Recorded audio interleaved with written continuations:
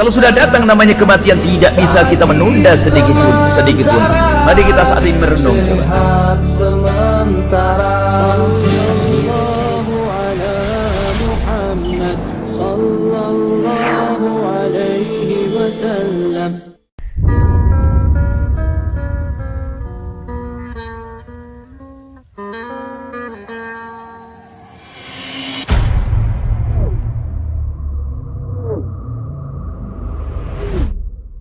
Kenapa kok dinamakan mahsyar, Ustaz?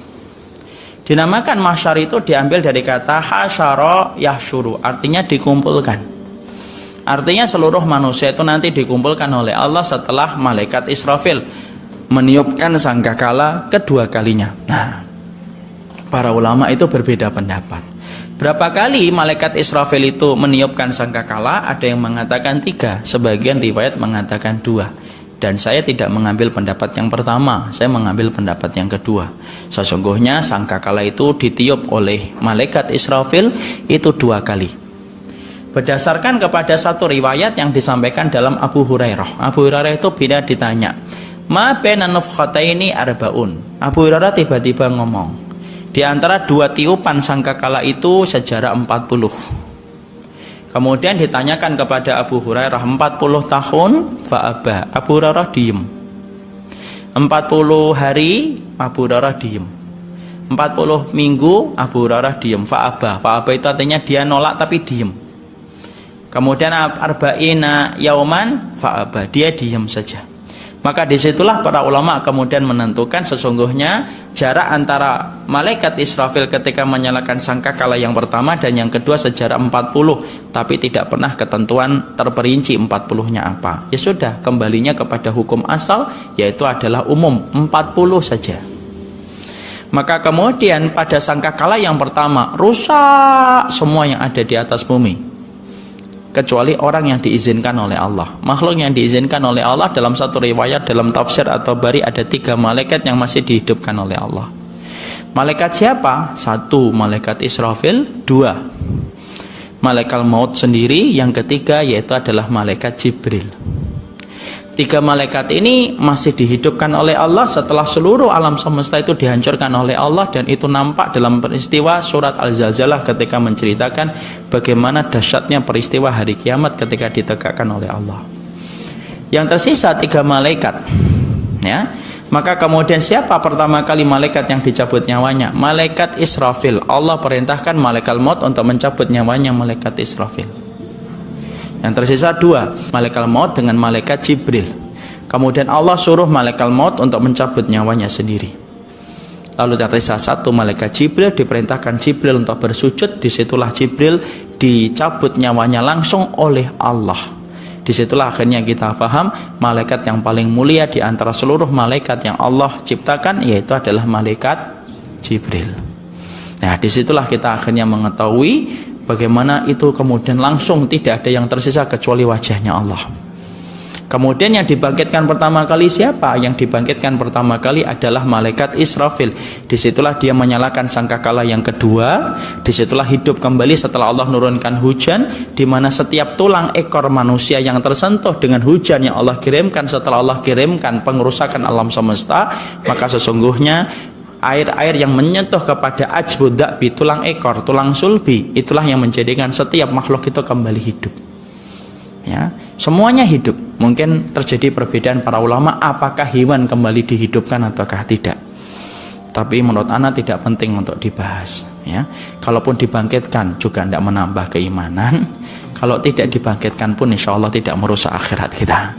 Tapi yang jelas manusia nanti dibangkitkan berdasarkan curahan air hujan yang menyentuh kepada tulang ekor. Selesai? Belum. Nah, disitulah kita akan dikumpulkan sebuah padang yang bernama padang mahsyar. Antum tahu padang mahsyar? Padang mahsyar itu maka sesungguhnya bentuknya ala ardin afra kakursatin naki laisa fiha alamun li ahadin. Kalau antum pengen melihat padang mahsyar, maka padang mahsyar itu tidak ada ujungnya. Dan Nabi sudah mengabarkan tentang kontur tanahnya padang mahsyar, di mana kontur tanahnya tidak sama dengan kontur tanah di atas muka bumi. Dan itu beda, wong bumi sama Mars sama Merkurius itu beda-beda kontur tanahnya. Maka sesungguhnya tanah di padang mahsyar, Nabi mengatakan ardin afra, dia itu kemudian kayak adonan tepung. Kakur sotin nakinah, itu kayak adonan tepung. Afra, kemerah-merahin. Laisa fiha alamun li ahadin, dan tidak ada tanda untuk siapapun di padang mahsyar itu.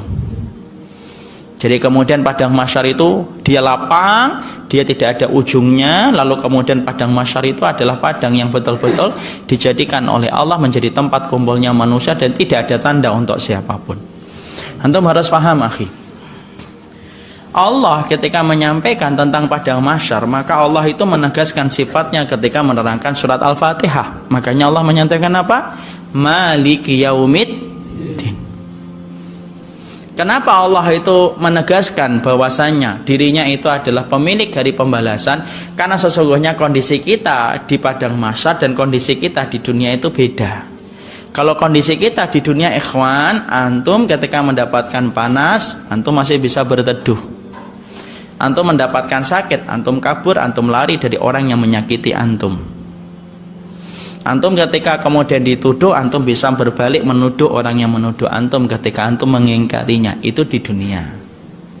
Tapi kalau orang sudah di padang mahsyar, ketika dibangkitkan dan dikumpulkan sebuah padang yang tadi, wallahi, bahkan hanya untuk menggeser kaki saja tidak bisa, walaupun antum dalam keadaan kepanasan. Kenapa? Allah betul-betul menguasai hari pembalasan, di mana Allah ketika menegaskan memiliki hari pembalasan, satupun makhluk manusia tidak bisa melakukan apapun kecuali diizinkan dulu oleh Allah. Sampai geser kaki bisa atau enggak? Enggak bisa, khi. Oh, Ustaz, iya, enggak bisa. Mana dalilnya bahwasanya yang geser kaki enggak bisa di padang mahsyar? Rasul bersabda, la tazulu qadama abdin hatta yus'ala an arba'in.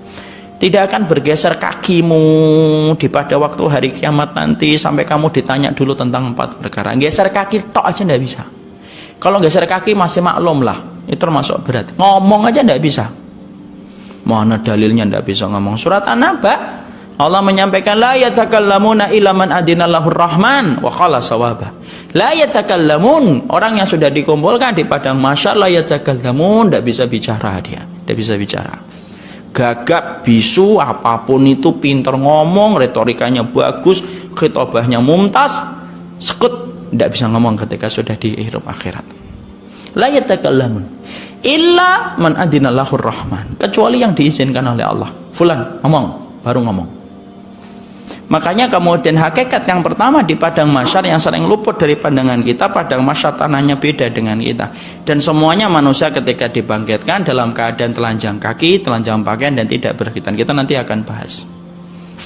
Dan sesungguhnya di padang mahsyar itu ketika nanti dibangkitkan, seluruh manusia itu dibangkitkan dengan keadaan telanjang, tidak berpakaian, tidak berkhitan. Kenapa? Dijadikan manusia yuhsyarun nas yaumal qiyamati khufatan. Khufatan itu tidak pakai sendal, uratan, tidak ada selai benang pun di atas bajunya, ghullan, dan kemudian dia itu dalam keadaan tidak berkhitan supaya meredam kesombongan yang dia pernah miliki dalam kehidupan di dunia, karena dia betul-betul dihinakan oleh Allah sehina-hinanya.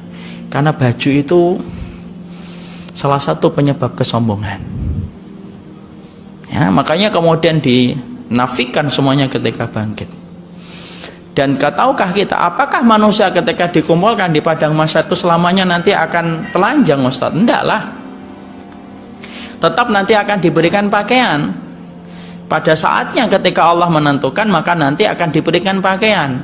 Siapa orang yang diberikan pakaian? Bagaimana pakaian yang nanti kita kenakan ketika kita nanti sudah dikumpulkan di padang mahsyar? Yaitu pakaian yang nanti antum dan saya kenakan di padang mahsyar, yaitu adalah pakaian yang dulunya kita kenakan ketika kita diwafatkan oleh Allah dari kain kafan yang kita pakai.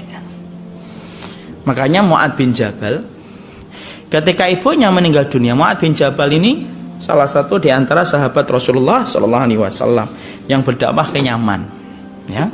Maka kemudian Mu'adz bin Jabal ketika ibunya meninggal dunia itu paling banyak ngomongnya untuk membicarakan kain kafan, tentang kain kafan ibunya, kain kafan ibunya. Lalu ditanyakan kepada Mu'adz bin Jabal, ya Mu'adz, kenapa sih kamu bicara tentang kain kafan ibumu? Lalu kemudian Mu'adz bin Jabal memiliki jawaban, innal mayyita yum'asu fi siyabihi allati yamutu fiha. Lalu Mu'adz bin Jabal mengatakan, iya dong, karena sesungguhnya setiap orang yang mayit, setiap orang yang mati kelak yub'asu, dibangkitkan kembali, fi siyabihi allati yamutu fiha, berdasarkan pakaian yang dia kenakan ketika dia dimatikan oleh Allah. Makanya pakaian yang menariknya siapa? Para syuhada. Ya pakaian itu yang dia kenakan ketika dia sedang berjihad, itu yang dia pakai. Makanya tidak boleh untuk diganti pakaiannya dan tidak boleh digantikan dengan kain kafan. Adapun orang yang bukan mati syahid, maka dia mengenakan kain kafannya. Makanya perhatikan kain kafan, Pak. Karena salah satu di antara amalan baik dan sunnah dan tidak dilarang dalam Islam mempersiapkan kematian kita sendiri supaya tidak merepotkan orang lain. Kemudian yang berikutnya, ketika kita belajar tentang kejadian di padang mahsyar, kita harus paham, Pak, di mahsyar itu bahwasanya orang ketika di padang mahsyar, kapan mereka dibangkitkan, usia berapa? Usia 33 tahun. Dalam riwayat Muslim diterangkan oleh Nabi Shallallahu Alaihi Wasallam, manusia nanti ketika mereka dibangkitkan oleh Allah, usia manusia ketika dibangkitkan dari alam kuburnya usianya itu 33 tahun, 30 sampai 33. Makanya Rasulullah SAW manusia ketika dibangkitkan antara 30 sampai 33. Jadi tidak ada orang tua banget, tidak ada. Anak kecil banget, tidak ada. Tapi anak saya meninggalnya umur 2 tahun, Ustaz. Betul, 2 tahun. Tapi kemudian tetap nanti dibangkitkannya usia 33. Tapi bapak saya meninggal usia 90 tahun, tetap nanti usia 33. Nanti nggak kenal dong Ustaz ketika dibangkitkan. Oh, namanya baru dibangkitkan, tidak ada kenal-kenalan dulu. Kapan sih manusia itu nanti bicara?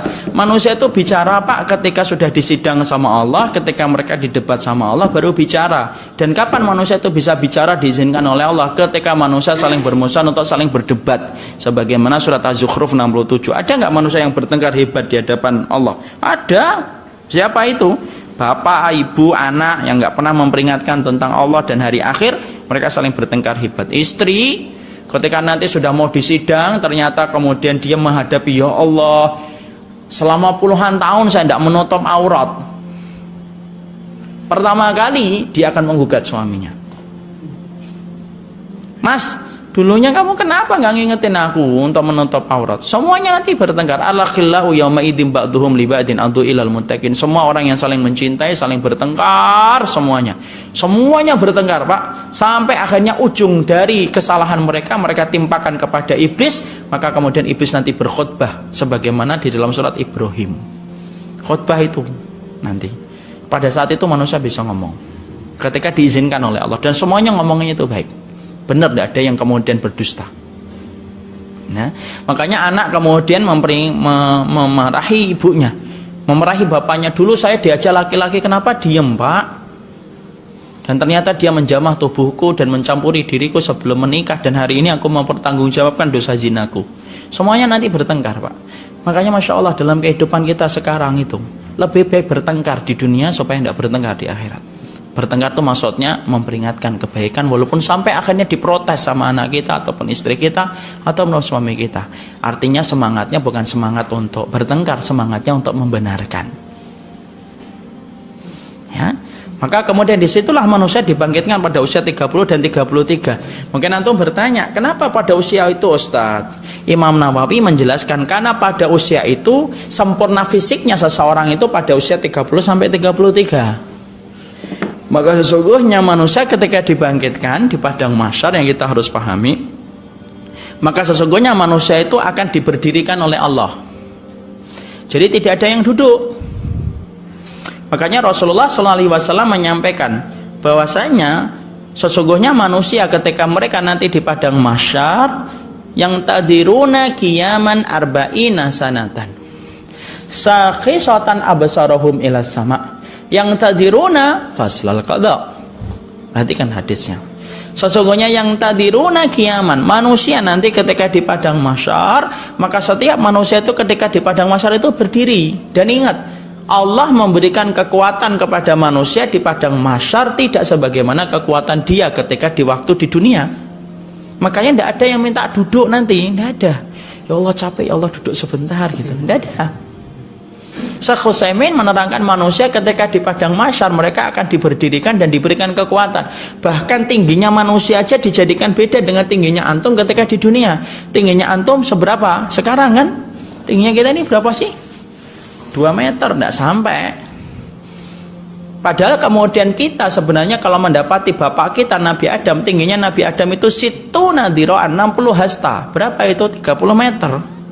Makanya ada orang di Arab Saudi, dia pengusaha baju, dia membuat bajunya sebagaimana hadis ketika membaca riwayatnya Nabi Adam. Tinggi itu, Masya Allah, sampai setinggi itu kemudian dibuat pakaiannya itu. Dan itu kemudian, kenapa kok sekarang umur kita kok tinggi kita segini-segini aja Ustadz? Atau lebih tepatnya BANTET, bantet. Maka kemudian Rasulullah menyampaikan, Rasul yang menyampaikan jawaban bahwasanya inna awwala ma khuliqa bani Adam situna dhiro'an falam yajal yangkus hatalan bidunubihim wa ma'asihim. Sesungguhnya Nabi Adam ketika pertama kali diciptakan tingginya 60 hasta, kemudian berkurang disebabkan dosa-dosa dan maksiat manusia.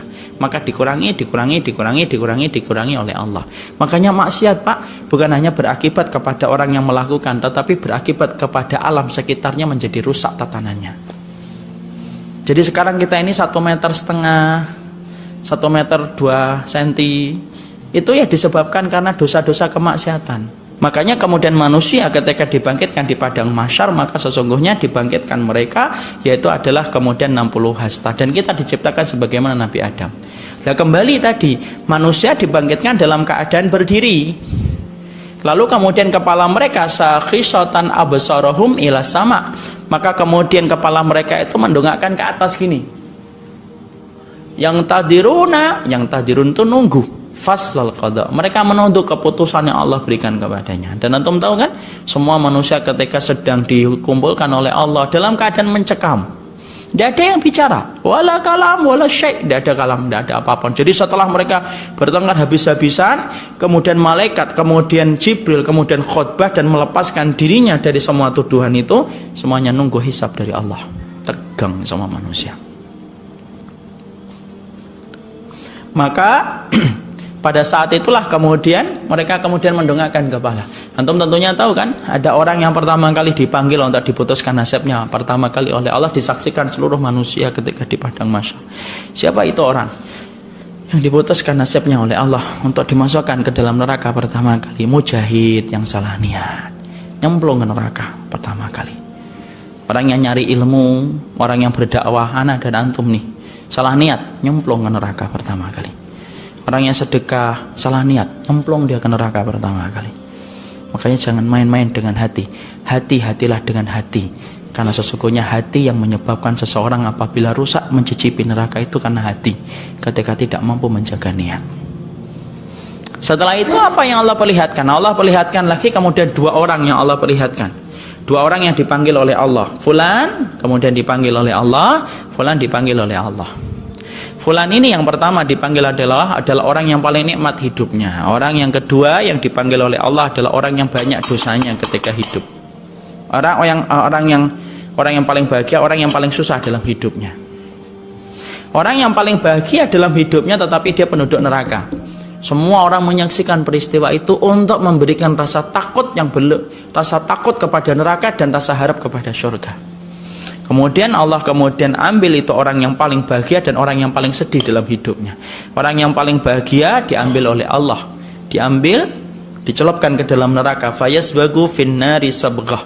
Maka kemudian dia dicelupkan ke dalam neraka, celupan saja. Sabghah itu gini akhi. Nah, itu sabghah namanya. Sabghah itu namanya. Sabghah. Maka dia dimasukkan ke neraka sabghatan. Fayasbagu ilaihi finnaris sabghah. Maka kemudian dicelup dia di neraka, diambil lagi oleh Allah, ditempatkan lagi di padang mahsyar. Allah tanya, dulunya kamu itu orang yang paling nikmat hidupnya di dunia, semua dosa kamu lakukan, pelanggannya dosa-dosa kemaksiatan itu kamu nomor satunya. Tidak pernah sedih, tidak pernah kemudian merasakan ujian, hidupnya ketawa terus, senang-senang, having fun, ya. Maka kamu ternyata adalah penduduk neraka, dan aku baru saja celupkan kamu ke dalam neraka 1 celupan saja. Padahal nanti akan menjadi tempatmu itu selama-lamanya dan tidak ada akhirnya. Kemudian Allah menutup pernyataannya dengan mengatakan dan berfirman, hal marorta min na'imin qattun. Masih kesisa enggak itu hidupmu ketika senang-senang dulu, ketawa-ketawa kamu melampiaskan nafsu dan syahwat? Orang itu berkata, ma marortu min na'imin qattun.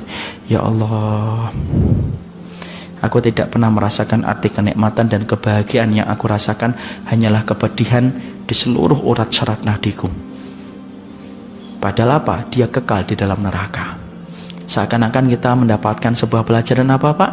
Sesenang-senangnya orang yang hari ini maksiat, ngumbar khamar, ngumbar aurat, senang-senang, suka menyepelekan orang-orang yang beriman, suka mengolok-ngolok, menyudutkan orang yang beriman, mendiskreditkan ulama.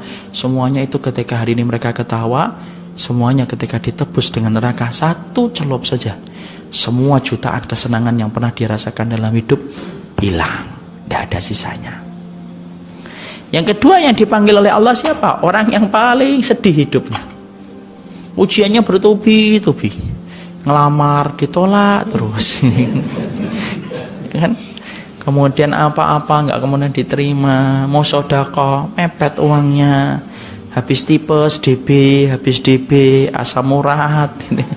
Terus hidupnya itu di ujung dengan kemudian dengan ujian terus itu. Tapi dia penduduk surga. Lalu kemudian Allah kemudian masukkan dia ke surga, fayasbagu fil jannati sabghah. Dia dimasukkan ke dalam surga walaupun celupan, satu celupan saja ditarik oleh Allah, ditempatkan. Semua itu nanti orang penduduk masyarakat itu ngeliatin akhi. Ngeliatin. Kemudian Allah kemudian berdialog, didengarkan oleh seluruh pandang masyar untuk kemudian membayangkan nikmat surganya apa yang dulu mereka dustakan itu kayak apa sih. Kemudian Allah tanya, kamu orang yang paling sedih hidupnya, orang yang paling sabar ketika menghadapi perintahku dan laranganku. Tapi kamu kemudian penduduk surga.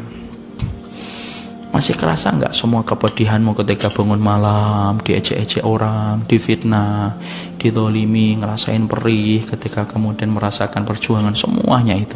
Masih tersisa enggak semua kepedihan yang kamu rasakan ketika beriman? Maka kemudian orang itu tersenyum dan berkata, ma marortu min bu'sin qattun. Ya Allah, saya enggak ngerti arti kepedihan itu apa. Karena yang aku rasakan itu kenikmatan di seluruh sendi syarafku. Seakan-akan apa akhi? Antum hari ini ngaji lama, kemudian antum sabar, iming-iming harta yang haram antum tolak walaupun menggiurkan, harta riba, khamar, zina, perempuan yang menggoda antum, setia godain antum setiap malam, semua antum tepis itu, dan antum merasakan berat sebentar saja, dibayar kontan oleh Allah, satu celupan di surga menghilangkan jutaan kepedihan ketika kita beriman. Disitulah yang terjadi ketika di padang mahsyar. Makanya di padang mahsyar itulah kejadian-kejadiannya. Siapa orang yang pertama kali dikasih pakaian sama Allah? Nabi Ibrahim. Inna awwala ma yuksa yaumal qiyamati Ibrahim. Orang yang mendapatkan pakaian pertama kali nanti ketika baru dibangkitkan Nabi Ibrahim. Siapa pertama kali yang dibangkitkan dari kuburnya? Rasulullah SAW. Orang yang ketika dibangkitkan itu ada tiga. Ada yang jalan kaki, ada yang kemudian rukbanan, dia mengendarai kendaraan, dan ada yang kemudian jalannya ketika dibangkitkan dari kuburnya itu ada yang kemudian memakai kepala jadi kaki. Makanya sahabat ada yang nanya sama Nabi, kok bisa ya Rasulullah jalan di atas kaki? Jawaban Nabi cerdas. Allah yang mampu menjadikan mereka jalan di atas kedua kakinya, maka Allah lebih bisa membuat mereka jalan dengan kepalanya. Ya. Kemudian orang di padang mahsyar dikumpulkan, kemudian ditarik, kemudian apa? Matahari. Lalu kemudian orang itu berkeringat, masing-masing itu beda-beda. Ada yang keringatnya menyentuh ke mata kaki, ada yang keringatnya menyentuh ke lutut, ada yang keringatnya menyentuh kepada kepala, berdasarkan kepada dosa yang dia bawa ketika tidak menebusnya dengan tobat. Makanya hukum air tidak berlaku di akhirat. Kalau hukum air di dunia itu apa? Satu tempat sama rata. Di sini sedengkul, di sana satu lutut, sama satu dengkul dengan satu dengkul. Kalau di padang mahsyar enggak, ada orang yang sampingnya keringatnya menyentuh mata kaki, sampingnya menyentuh ke lutut, sampingnya menyentuh ke kepala. Kok beda Ustaz? Bidunubihim, berdasarkan takaran dosa yang dia bawa sampai mati. Makanya antum ini di dunia sudah dikasih oleh Allah 3 sungai.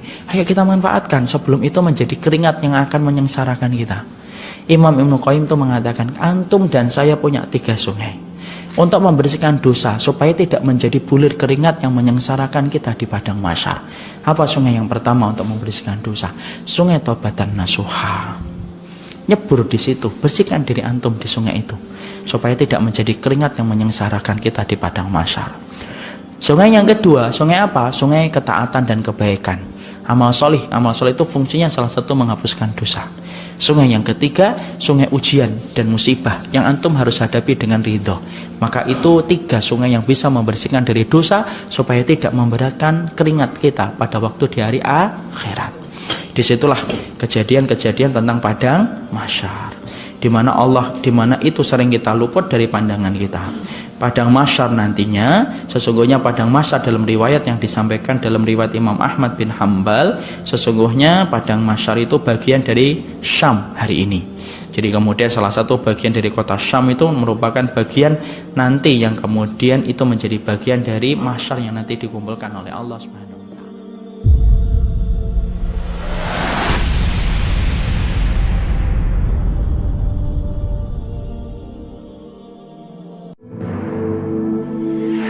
Ini orang-orang terpilih, ini yang dipanggil ya ayyuhalladzina amanu. Kelompok khusus ini kelompok khusus dari umat Islam, karena nggak semua orang yang beriman tergerak untuk banyak sholawat. Dari yang sholat, dari yang ahli tahajud, dari yang ahli zikir, dari ahli sodakoh, dari ahli jihad, yang mulutnya mau banyak sholawat pada Nabi Muhammad SAW, tidak semuanya. Sallallahu ala Muhammad sallallahu alaihi wasallam.